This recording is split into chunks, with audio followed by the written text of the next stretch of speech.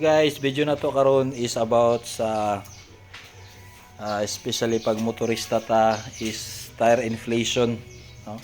Especially na magbiyahe tag mga long distance, importante kayo na ang ato ang hangin sa ligid sa tong tire must be kuan siya kanang sufficient siya para for a long distance or for even short distance. Importante ma-check. So in case na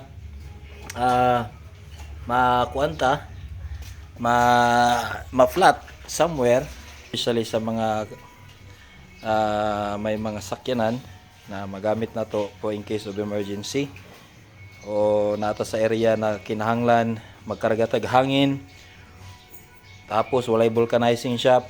Okay, so this video is very important. I want to share sa inyo.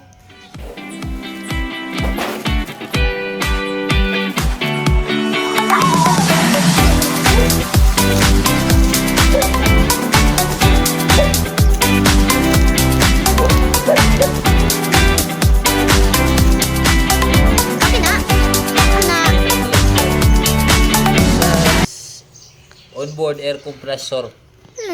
So para sa sasakyan to. Okay? So Hindi ko na test agad.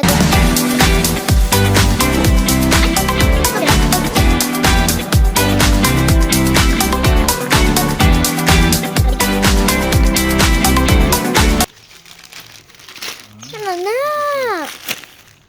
Ramdaw ko. okay, may battery charger dun. Parang ganon, parang mas. Opo. So ito ko. Medyo natilip. So ito din is charger niya. Okay. So ito naman, saksak natin dito. Okay.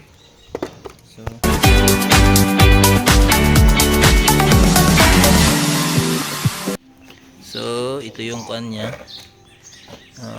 May kuan siya. So may battery charger. Okay.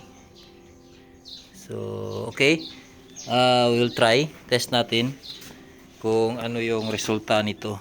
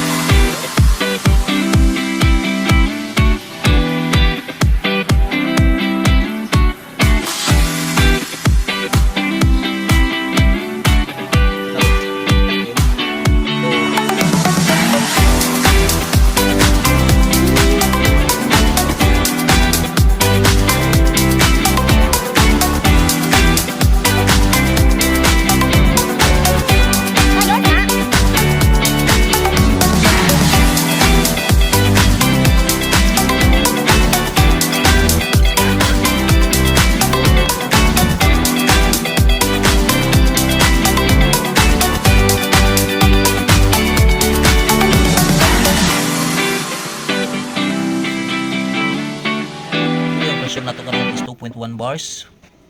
Okay, ang pressure na to karon is 2.1 bars. Actually, only need ibutang ko lang siya 2.3 bars setting. Okay, so dapat sa 2.3 mag-stop siya.